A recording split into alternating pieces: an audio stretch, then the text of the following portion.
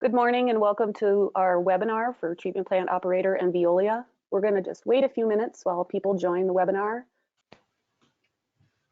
and we'll get started shortly.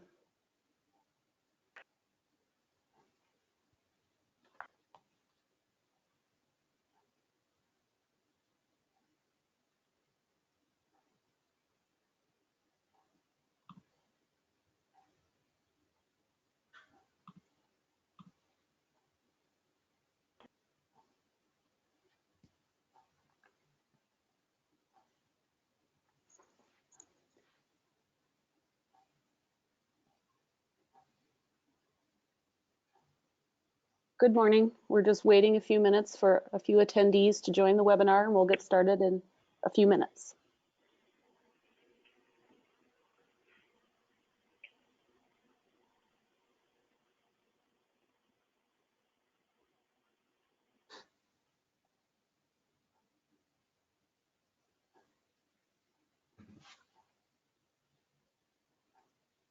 And we're just waiting for a few more people to join.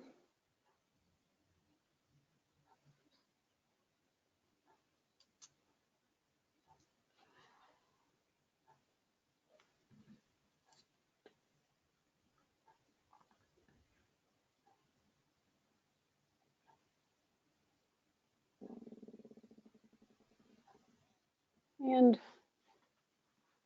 just a little bit more and then we'll get started.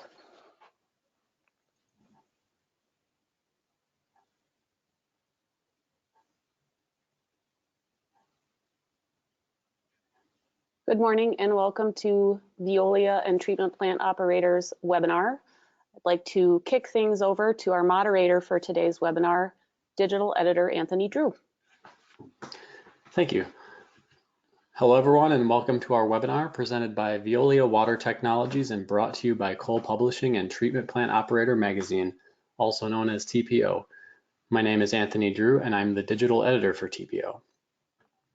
In this webinar, titled The Use of IFAS, MBBR, and Deammonification Technologies to Facilitate Biological Nutrient Removal of Nitrogen and Phosphorus, you'll learn how numerous facilities have difficulties finding simple, efficient, and cost-effective biological wastewater technologies that can enable them to achieve their nutrient removal goals without new construction or with the smallest possible footprint. This webinar presents two case studies on how the media-based IFAS and deammonification processes helped two plants achieve total nitrogen removal limits in two distinct ways. During the webinar, you'll be able to submit questions. In your control panel, you'll see a series of drop-down menus, including one titled Questions, and that's where you'll submit. At the end of the presentation, our panelists will answer those as time permits. Afterward, they'll send responses to all the questions asked by those attending the webinar. This webinar will last roughly 45 minutes. Now I'd like to introduce our panelists in the order in which they'll be speaking. First, we have Larry Lee, Annex Columnist Product Manager for Veolia Water Technologies in Cary, North Carolina. Next will be Greg Stack, Utilities Manager for the City of Dickinson in North Dakota. Stack has a bachelor's degree from Arizona State University in Environmental Technology Management and has been working in the industry for more than 40 years. Also joining us today will be Anita Stack-Uden, Senior Engineer of Capital Planning for the Metro Wastewater Reclamation District in Denver, Colorado. She has a Master of Science in Environmental Engineering and has been working in the water and wastewater field for 2 decades. With that, I'll turn the program over to Larry Lee. Thank you, Anthony, for the introduction, and welcome everyone. Thank you so much for taking the time to listen in on this webinar. Hopefully everybody has read the title. I apologize, it's a bit long. What I'm going to do is I'm going to give a very brief introduction of each technology, and then Greg and Anita will present on their experience with the technology following the introduction. So first, let's start with the IFAS and the MBBR technology. As we all know, this graph shows the conventional nitrification and a denitrification mechanism, the nitrogen cycle, if you will, and it's being used by most wastewater treatment processes. The most commonly used process, as we know, is the activated sludge process. The problem with the fully built out activated sludge system is that when more treatment capacity or better treatment performance is needed, activated sludge processes have limitations due to difficulties in further increasing SRT or sludge retention time, because it's hard to increase your mixed liquor suspended solids concentration beyond the typical 3,000 or maybe 4,000 milligram per liter range before you have settling issues or need more clarifiers. And this is when the IFAS and MBBR technology come to rescue. By adding media and biofilm into the activated sludge process, you can easily double the total SRT, including both suspended growth and biofilm of your activated sludge systems. Basically, you're adding more nitrifying and denitrifying bacteria into the system without changing, the process, and also without needing construction of new reactors or new clarifiers. So Greg is going to talk about that application next. With the IFAS system, the technology can upgrade a plant without new construction from a BOD-only plant to a BNR plant with TN limit as low as 3 milligram per liter or anything in between, depending on the influent characteristics and available reactor volume. So the technology works. The technology works well with almost any tank configuration, side water depth, low temperature, etc. And it's very simple and to maintain and operate. As a complete system provider, we can provide all the system components, including HDPE patented media, stainless steel media screens, stainless steel aeration grids, blowers, mixers, instrument controls, and the PLC panels. All these components are designed to require minimal maintenance. Veolia has more than 30 years of experience and more than 1,000 installations worldwide. Our retrofit plant size ranges from 0.1 MGD to 78 MGD. The tremendous experience that our design team has is what differentiates us, and also the key to ensuring a successful and economical plant upgrade. With that, I'm going to hand it over to Greg, who's going to talk about his experience with the Dickinson IFAS system. So Greg, over to you. I'm going to hand it over to you. Okay, Larry. Thank you very much. Thank you, everyone, for attending our webinar this morning. My name is Greg Stack. I'm the Utilities Manager for the Dickinson Water Reclamation Facility. And our facility is not a retrofit. It's actually a full new construct constructed back in 2014, and that's when it was commissioned. Let me just go through the process of what the city went through to go ahead and decide to use the IFAS system as its new water reclamation facility.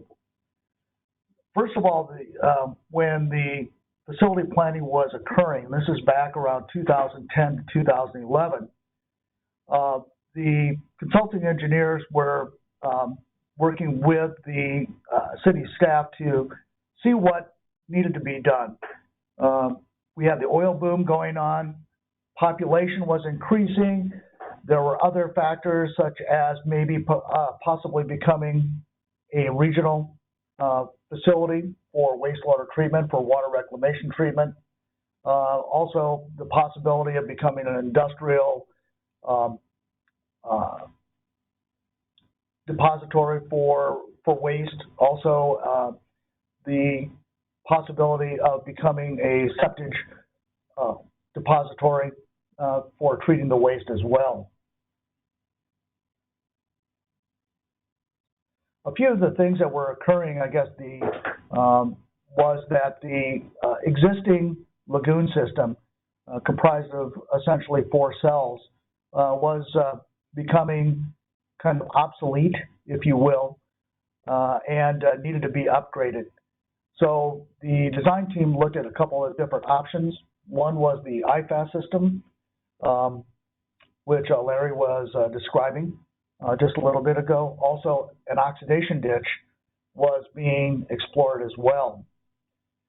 One thing that the engineers were looking at also was going to something that's a little bit new in North Dakota. It's a little bit more prevalent in southern states, but that's biological nutrient removal. This also, of course, those familiar with BNR know that we are trying to go ahead and reduce total nitrogen as well as total phosphorus. And we've been able to achieve both of those, although our permit doesn't require it at this particular time. Another item that the engineers were exploring was that with the oil boom making, increasing our population quite quickly, it seemed necessary to go ahead and build the facility with various options for growth. So they were looking for something easily expandable. The expandability of the IFAS system makes it, in its compact size, makes it, a good candidate, and was a good candidate as opposed to the oxidation ditch facility. Currently, we are in the first phase of the water reclamation facility design, where we are it's designed to 3.65 million gallons average annual flow. Also, this facility was designed with 10 milligrams per liter BOD and TSS, 2.26 milligrams per liter ammonia nitrogen, 10 milligrams per liter total nitrogen, and 1 milligram per liter total phosphorus. Another item that the design team looked at too is that for whatever reason, it sure does get cold up here during the wintertime, and they wanted a facility that would be able to operate in low temperatures. They had a design criteria for 10 degrees Celsius. And the IFAS system did give us that opportunity to go ahead and obtain treatment criteria. And also the compact, one other thing, again, I alluded to it, the compact reactor design is easy to expand. We can easily expand and add 2 additional trains to the facility. They've already been piped out. We've also have additional piping for additional clarifiers. We're set for the next phase of expansion. The facility was started construction in 2012, eventually was finished and commissioned into operation in November of 2014. As I stated before, it is a biological nutrient removal with 2 separate trains. We have 6 anaerobic cells, 3 per train, and also 2 anoxic cells that follow the anaerobic system as well. After that, we go into the IFAS treatment system. We have 2 oxic cells. First cell is filled with about 23% of media, which gives it additional expansion. capabilities. Second reactor at about 26%. So both of those cells have the capacity for more media, which means more expansion and more treatability.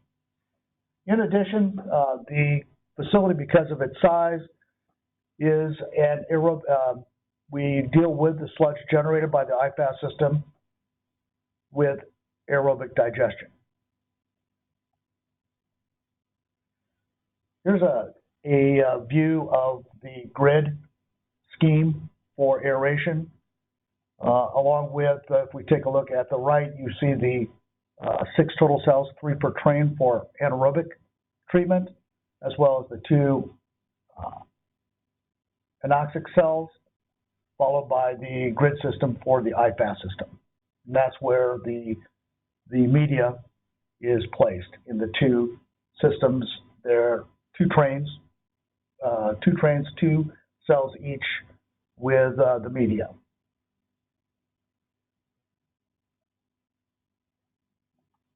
Sorry about that. And taking a look at the facility, was constructed on about 20 acres. You see the actual IFAS system right here. If I can show that right here in this particular area. You see the anaerobic cells here, anoxic cells here, and then the actual IFAS treatment. This is the south train. We have one on the opposite side, which are identical to that. In the background, I will show you, we use, this is cell number 4 of the old lagoon system. We utilize that now for effluent storage. One component of this facility is that we supply a diesel refinery about 9 miles west of town with reuse water. And what they do with the reuse water is they use it for steam generation to go ahead and supply heat to their cracking towers. Operationally, it works best. We've seen it around 2,500 milligrams per liter. It's a fixed film and suspended system, suspended media system as well. It requires about 1,500 CFM total to go ahead and just keep those discs in suspension. Total for 2018, that's the latest information that I have for flow. We've treated a little over 780 million gallons of wastewater. Majority of it, of course, goes to, or greater than majority goes to the Heart River, but also we sent quite a bit for reuse, not only to the refinery, but sometimes we have opportunities to use our effluent for fracking water. And then to round out the full information with respect to all of our processes, we land applied 510 metric tons of biosolids, and those biosolids were subsurface injected onto property adjacent to the plant. When the design team when they were looking for a site, they found a site fairly close to town, and we basically own a half section of land, 320 acres, that are adjacent to the plant, and we utilize that extra land to go ahead and do land application. Some treatment information. This is about 4.5 years worth of information. Our influent, pretty typical, around that 300, and TSS around that 300 milligrams per liter range.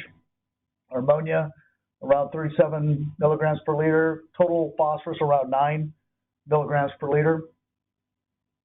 And with effluent treatment, our BOD average for the last 4.5 years is about 3.5 parts per million. Total suspended solids average a little more than 3 milligrams per liter. Ammonia nitrogen discharge from the rivers average 0.87 milligrams per liter. Total phosphorus 1.12 milligrams per liter. Average flow, this is at the end of 2018, about 2.2 million gallons per day. I was just looking through some of the information this morning and to see that our flow appears to have increased a little bit, and we're at about 2.5 million gallons per day right now of total flow through the plant. And then, of course, the removal efficiencies up around 99%, BOD and TSS, about 98% for ammonia, and total phosphorus, 87.4%. One comment with respect to total phosphorus, a lot of the information or data that I have for total phosphorus, this was prior, just when the commissioning was started. Those numbers were relatively high. We are now, with effluent total phosphorus, we are consistently below 0.4 milligrams per liter on a consistent basis. And we've seen it as low as 0.1 milligrams per liter. So the system really does a nice job of removing total phosphorus. And one other comment, with the total BNR facility, we take a little bit of pride with this as well, is this process is all biological. Everything is biological. We use very few chemicals in this plant. The only chemicals that we actually use is for membrane, and this is in the digester system, membrane cleaning, it's citric acid, but otherwise we don't employ chlorine for disinfection. We use ultraviolet. So it's a pretty, if you will, green process, if you will. Just kind of an outlook for 2019 this year and beyond. We think that we're going to have 800 million gallons of flow through our facility. We're pretty sure that we're going to meet that and probably exceed it. Reuse flow for Marathon, that's the refinery that's just west of town, probably around 65 million gallons. We see that that's going to increase in 2020 because that refinery is switching over to what they call renewable diesel. They will not use crude oil anymore. Once they get their changeover done, they will be using soybeans for their renewable diesel and process the soybean oil. Next year, or this year, we'll see about 520 metric tons of biosolids. We've got design for that septic hauler dump station. We talked a little bit about that.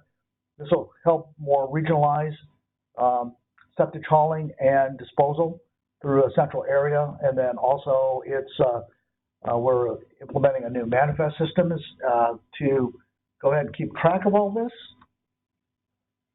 We have other potential wholesale customers that I can't go into a lot of discussion right now, but we're hoping that this becomes something viable here. We'll probably know in the next couple of months. We want to go ahead and look at more reuse water for irrigation. Frac water is always a very good use of our water that we actually treat. However, the fracking market is all industry dependent, and most of the fracking in this area does occur to the north of us. So those type of opportunities may be somewhat limited. And then, of course, one thing that we've seen, and I'm really impressed. I've been in, again, as Andrew had indicated, that I've been in this industry for about 40 years. Their aftermarket services have been very, very helpful. They have an excellent team that understands wastewater treatment, water reclamation. They understand how systems work, not only from the treatment process, but each of the individual pieces of equipment. So they were very, very helpful in enhancing some of the control characteristics of the facility. So that being said, I will go ahead and hand this back off to Larry, and he will go ahead and give us more insight on the next treatment process.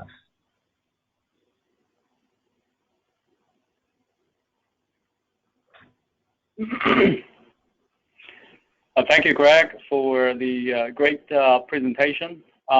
Next, we're going to talk about the ANITA Mox deammonification technology.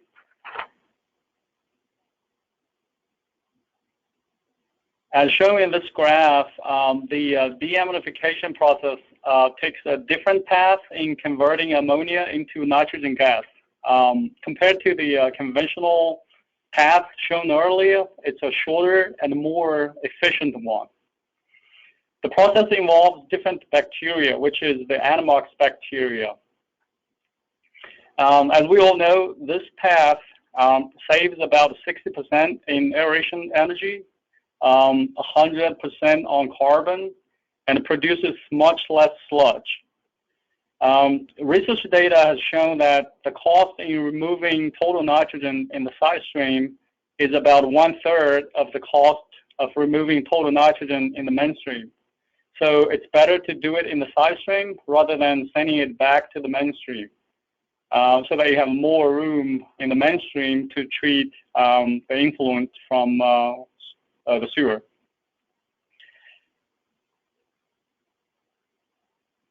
We have basically two system configurations, MBBR, which is on the left, and IFAS and ANITA Mox, which is on the right. The one-stage MBBR configuration is a flow-through system that is extremely simple and stable. The one-stage IFAS system, on the other hand, is designed to handle the more recalcitrant anaerobic digestion centric from thermal hydrolysis process.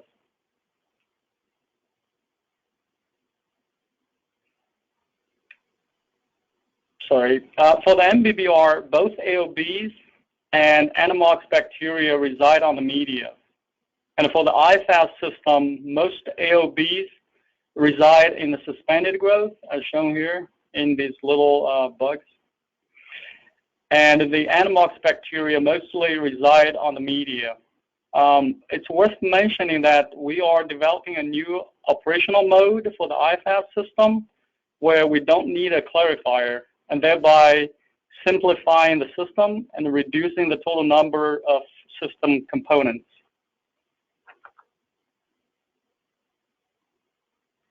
Again, we are a complete system provider and can provide all the components. And all these components are designed to be maintenance-free. So our ANITA Mox technology is proven and mature for side stream and ready for mainstream applications for facilities who want to save on external carbon and aeration energy and the desire to achieve energy neutrality.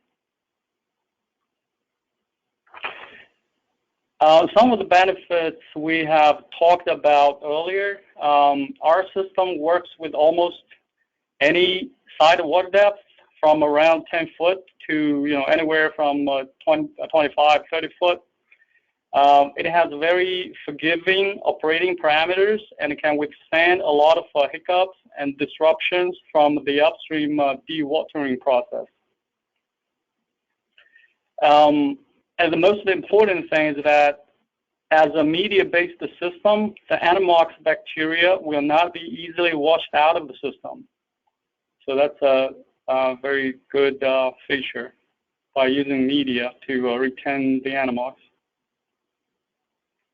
And once again, experience is the key to success.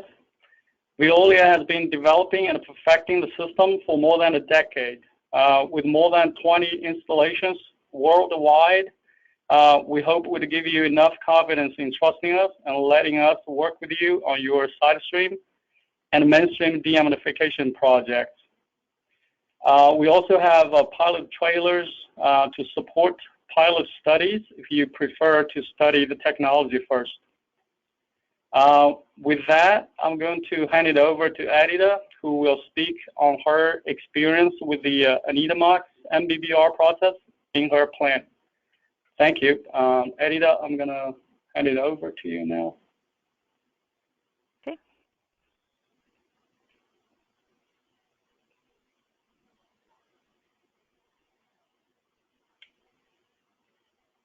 Okay, thank you, Larry, for the introduction. My name is Edita Stedz-Udin, and thank you everybody for actually joining this webinar. So what I'm going to talk to you about is our ANITA Mox installation at Robert W. Hyde Treatment Facility in Denver.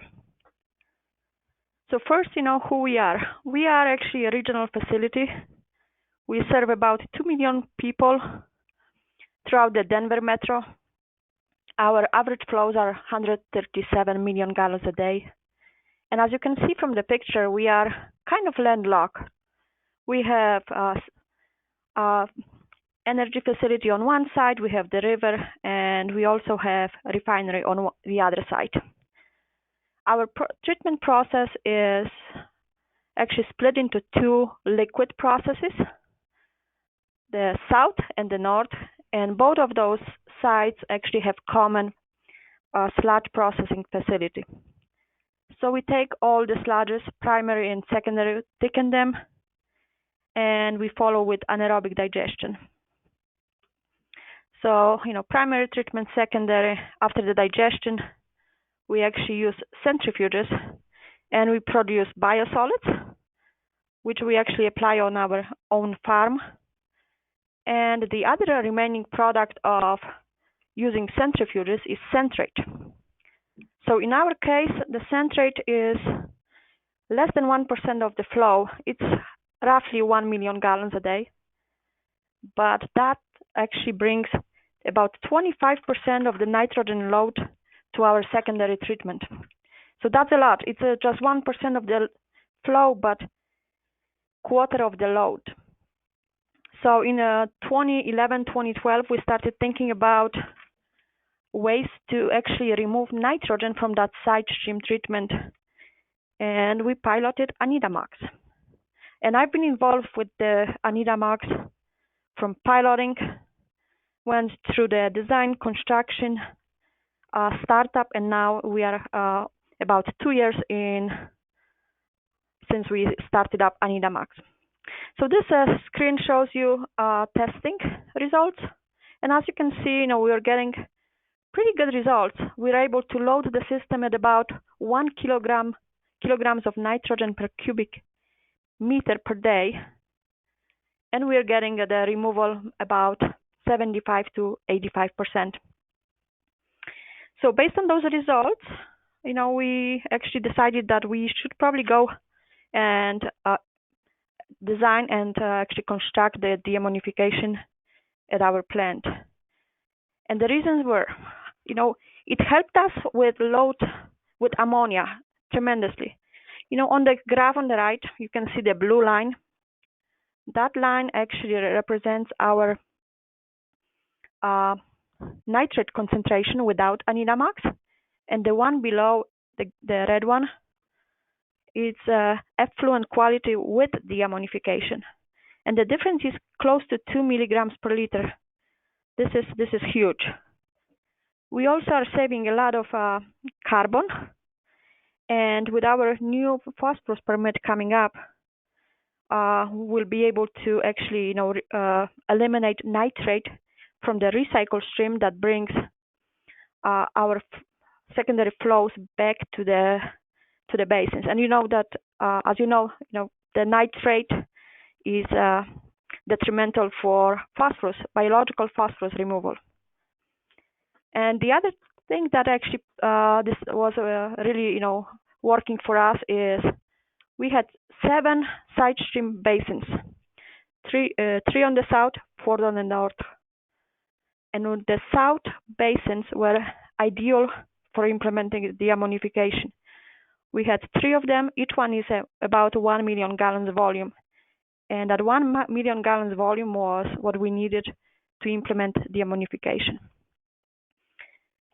So this is just a basic idea that we have centrate coming to deammonification, and deammonification effluent, which will always have some ammonia and a little bit of nitrate, can either go to secondary treatment, but most of the time we'll use that deammonification effluent and return it to the side stream reactor, which is we call it CARB.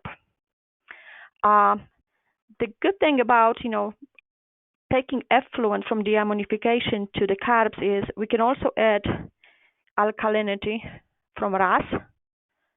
And that alkalinity is, it's really important because deammonification, in our case, depletes alkalinity to almost nothing. So without additional alkalinity, we wouldn't be able to remove, actually oxidize any more ammonia. Okay. So on this screen, I just listed some of the design criteria. Flow was about 0.9 million gallons. The average alkalinity, ammonia, and things like that. The one of really important thing is, we decided to go with a minimum temperature of 25 degrees Celsius. It gets cold in Denver also, especially like February, March. So we didn't want to, go with a higher. The lower temperature means, you need a little more media because the bacteria grows, slower in a colder temperatures. So for the next few slides, I have components of the deammonification or ANITA Mox reactors. Like I said before, we had one basin of 1 million gallons volume. We split it into two basins, added that wall in the middle. The other thing we had to change is our aeration system. We had actually membrane diffusers, and for deammonification, we switched them with a stainless steel medium bubble diffusers. That's the green piping on your picture. We also added mixers, and you can see them on this picture. And those are Stamo mixers that are designed to, with a pitch that doesn't actually cut the plastic media, because ANITA Mox is based on the media.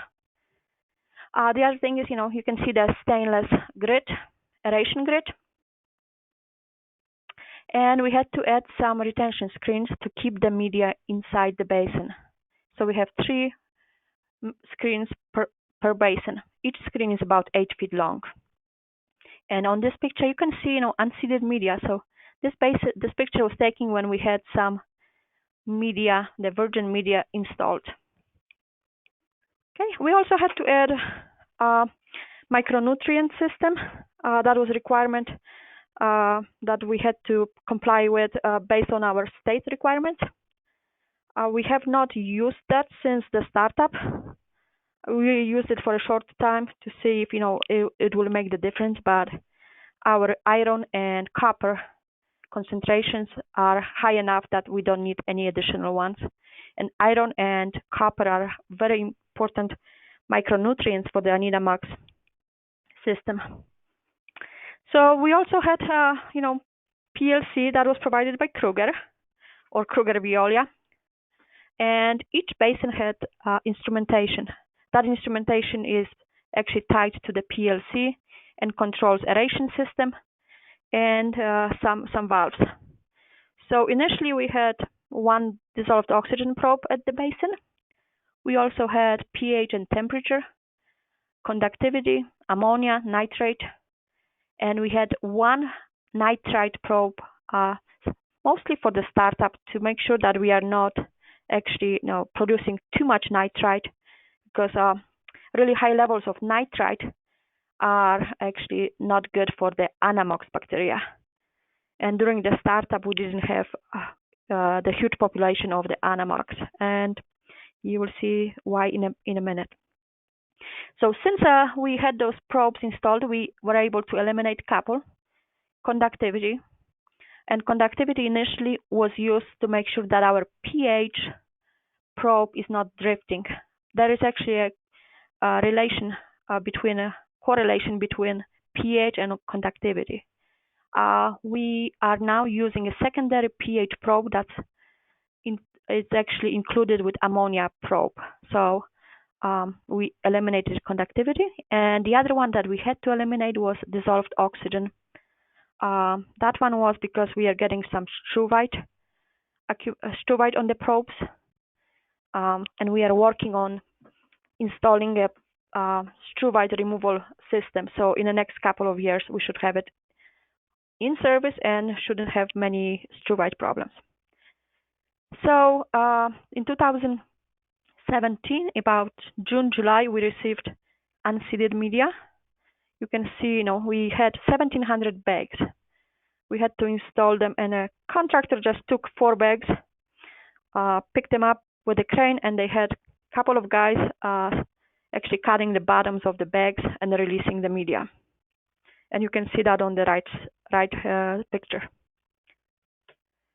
Once we actually installed all the unseeded media, we pumped primary effluent to establish a little bit of growth on the media, because the media is very hydrophobic and lighter than water, so it just floats.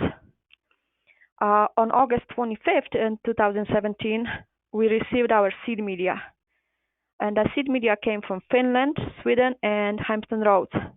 The Finnish and Swedish media was actually harvested about 6 weeks before we actually got them. So the media was 6 weeks in a fridge, basically. And you can see on the right-hand side that the way we installed the seed media was exactly the same as the virgin media.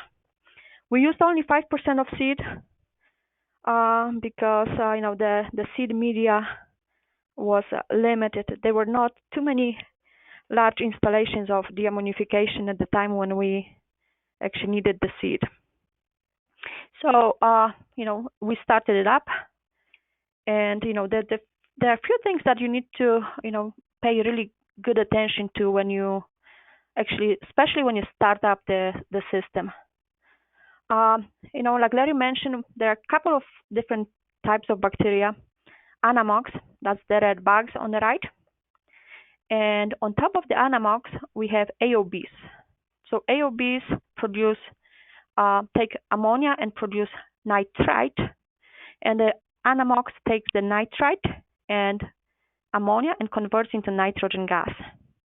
So the one other type of bacteria is NOB, the nitrate oxidizing bacteria, and that's the one that we want to suppress.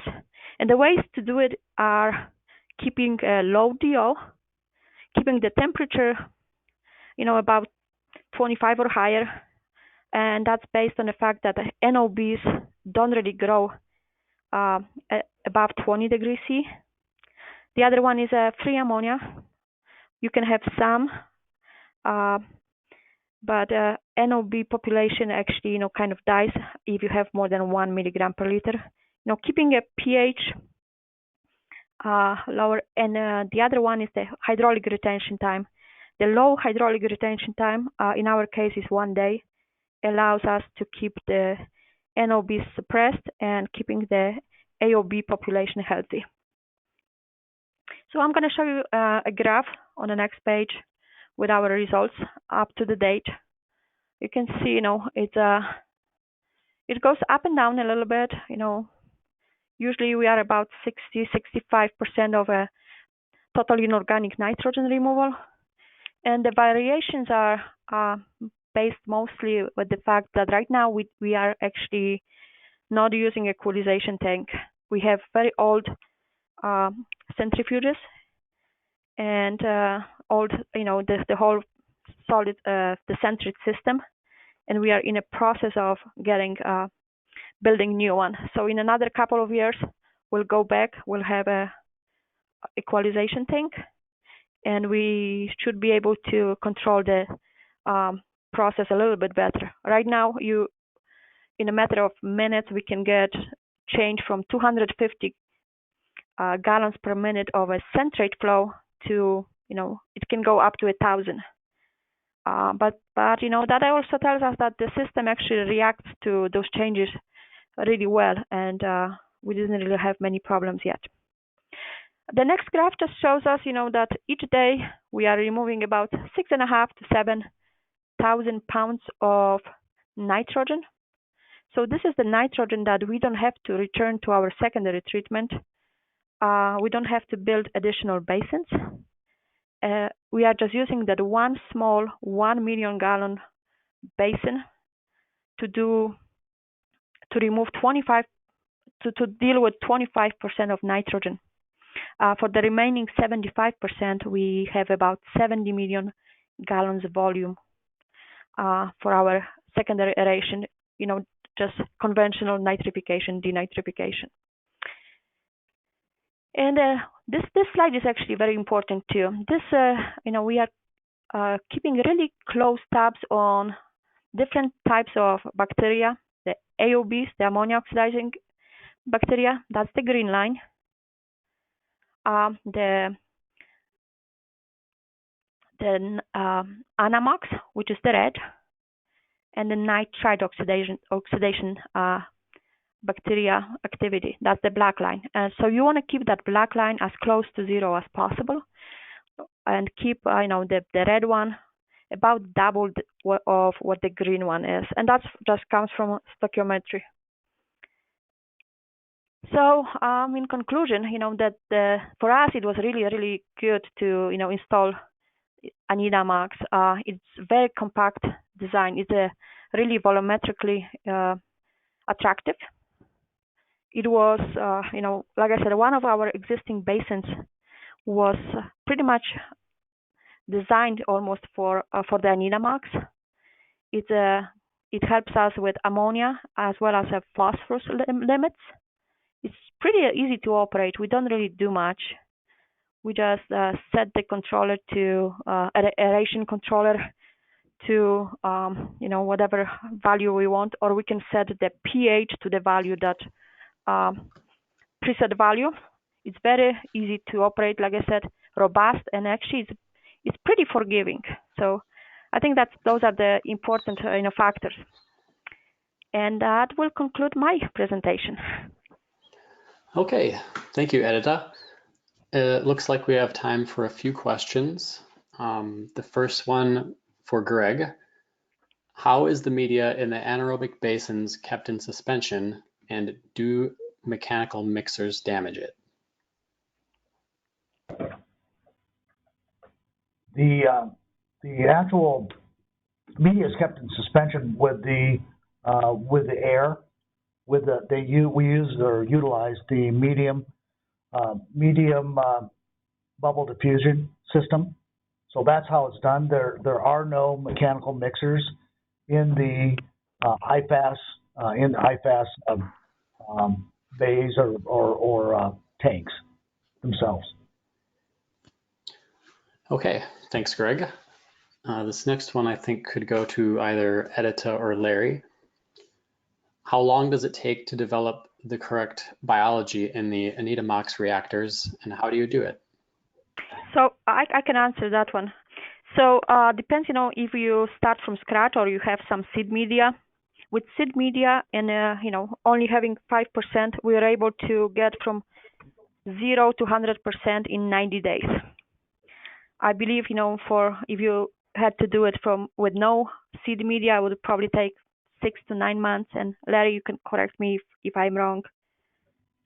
Yeah, we typically give a number about 4 months if you're starting from scratch. 4, maybe 5, 4 months is what we typically be able to guarantee. Okay, thanks, guys. This next one should be a fairly quick question for Larry. Where is that Texas installation? Yeah, that's a good question. Thank you for pointing that out. That is not an installation. That is a pilot study. So if you notice the different, the symbols is a little different. I was going to put a legend on it, but I guess I forgot. So that was a pilot study we recently did with the Hornsby Utilities. I can't remember exactly the name. I'm new here, so excuse me. It was a pilot study, and it was side stream, so it was a successful pilot study. I can provide more information if somebody's interested in that. Okay, sounds good. Here we've got one that came in during Greg's presentation. What is your dewatering process, and have you had to make any adaptations as a result of the IFAS? Our dewatering process is a membrane system where we that's integrated into the aerobic digestion. So basically, with the activated sludge, or I'm sorry, with the sludge that goes into the aerobic digesters, we remove the water using a membrane system, and so we're basically concentrating it. So that's part of the system. The other one is, again, the aerobic digestion process as well. So really, anything more than that, we don't really dewater past that. We are able to get to about 3.5% solids after the number 2 digester and its process. That's something that might be able to be improved on. We can't do much more than that with the membrane process. So, we're looking for other alternatives. Otherwise, after it gets to 3.5%, they're stored in a couple of 2 million gallon tanks for storage until the next application season. Okay, thanks, Greg, for providing an answer to that question. I think ANITA can handle this next one. Has Denver performed any emissions monitoring, such as for odor, hydrogen sulfide, nitrous oxide? So, we don't have any emissions permit. So we did not do any other. I can only tell you that from walking by the basin, it's you don't smell anything. It's not like your typical aeration basin when you sometimes get that kind of musty smell. We did some nitrous oxide testing, and I don't remember the exact numbers because we're comparing it to other technology. And I know the numbers were very low. If I can probably find those numbers. That was done by one of our temporary engineers. So it was more like a site study. But like I said, we don't have a permit on others, so we didn't focus on that. Okay, thanks, ANITA.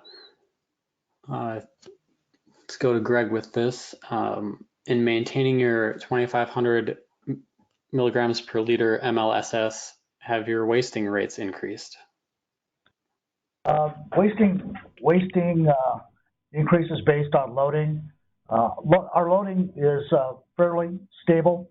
There may be some slight variations, but the system with the media, it's able to go ahead and absorb that relatively easily. So you see a little bit of latency with respect to increase in loading as opposed to solids generation, just because of the extra media that's involved with the IFAS process. Thank you, Greg. Getting a lot of questions in here, so I'm just kind of reading through these. Did either of the two plants experience foaming issues? And if they did, how was it addressed? So I can actually answer that. We experienced foaming issues because, like I said, we have old centrifuges, and at times we have to add a little extra polymer. So the ANITA Mox, the system was actually installed with air lift pumps, and those air lift pumps are basically, the pumps that take your liquid from your basin and use the system air that we use for aerating the basins, and spray that water on the top. So it's like a little sprayer that actually sprays the top of the basin and suppresses that foaming.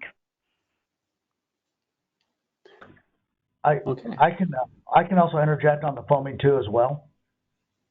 We experience some foaming, but it's not because of the process. It's basically because of our inherent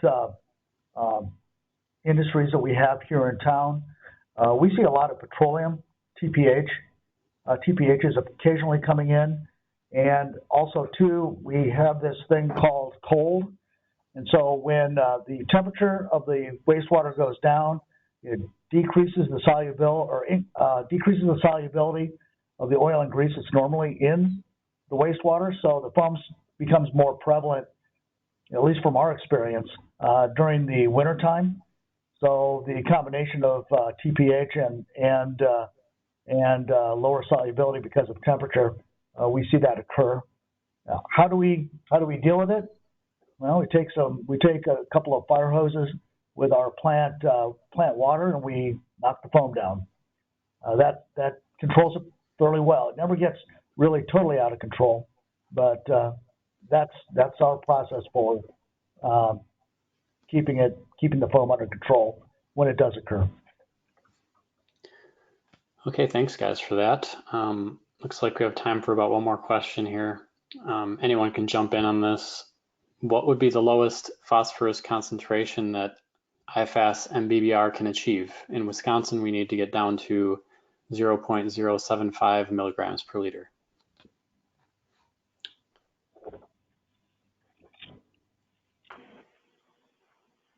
I'd have to look at my numbers. I can tell you that we have achieved below 0.10 milligrams per liter, and that's on a composite sample. I'm assuming that is what the attendee from Wisconsin is indicating. So I know it'll make it down to that, and of course that's all biological. So any enhancement with respect to that on a chemical basis may be able to get you underneath that, but I couldn't speak for that for sure. But I know biologically this is what we're able to achieve, and we're able to achieve that quite easily. Sure, that makes sense. Looks like we're about out of time, so thanks to the presenters for today's webinar. Those of you in the audience will receive a recording of today's webinar and a follow-up email with instructions on how to reach out to our presenters with more questions. And any of the questions we didn't get to today will be answered in a follow-up email, and we did get quite a few, so look out for that. Thank you all for joining us today, and that concludes our webinar. Thank you very much.